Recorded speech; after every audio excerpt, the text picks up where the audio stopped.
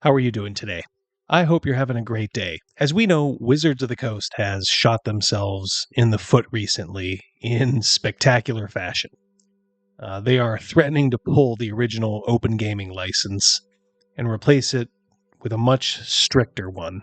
Already, companies that helped Wizards of the Coast and D&D thrive over the last 20 years have said that this reported pulling of what was thought to be a perpetual license and may end up being, if taken to court, was a stab in the back. Yes, those companies profited themselves, but in the end, Wizards of the Coast also did, in the form of a robust gaming community that has grown like gangbusters around D&D over the last several years. These third-party companies have stepped in to make products in support of D&D that Wizards of the Coast did and still does not have the resources to make. There are also some other things going on with Wizards of the Coast.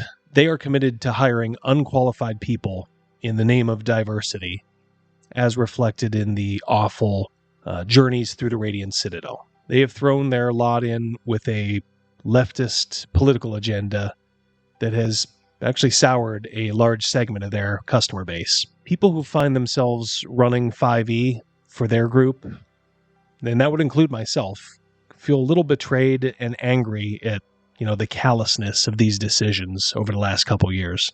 I think a lot of folks rightfully believe that it's time to start fleeing the ship. But where are they going to go? Obviously, this is a perfect opportunity to capture a large number of gamers who may end up being sympathetic to the OSR cause. But first, I think, at least in regards to this issue, we sort of need to define maybe what OSR is. I bet there's some people who would say that, anyone who plays 5e couldn't possibly be OSR. Well, it's true that folks like myself aren't running an OSR published game, but I would argue we are OSR in spirit. There's no X cards at my table. Players don't have immunity to death. I myself have actually played every edition of D&D in its time. Does that make me an OG OSR?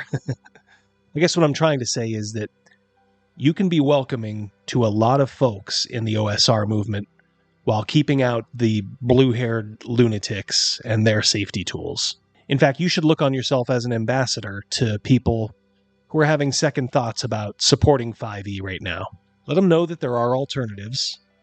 There's Lion and Dragon if you want something, low magic, old school essentials, dungeon crawl classics, castles and crusades, and more. Remind them that they can always go back, to just about any earlier edition of D&D.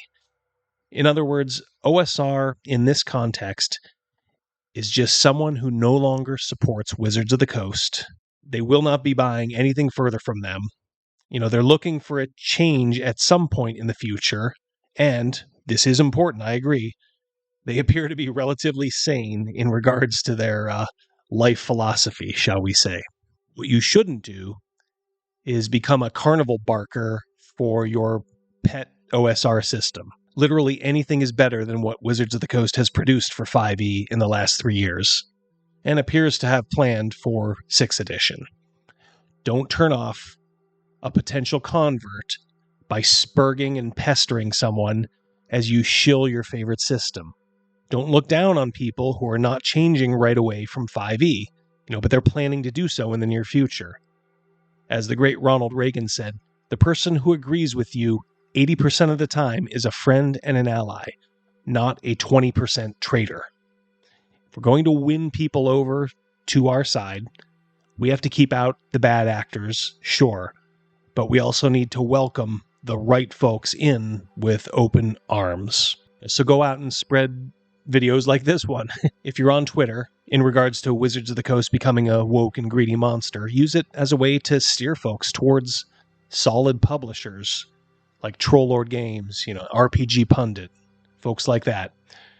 Our enemy has handed us a perfect opportunity.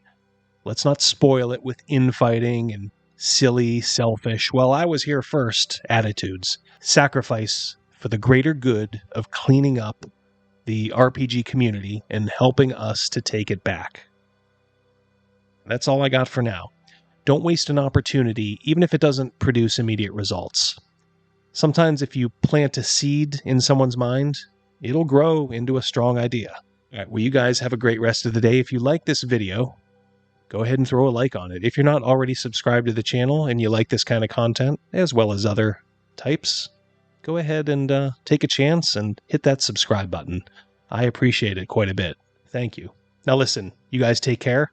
Have a great, great rest of the day. Goodbye. What qualifies you to be a U.S. Senator? You have 60 seconds. Hi, good night, everybody.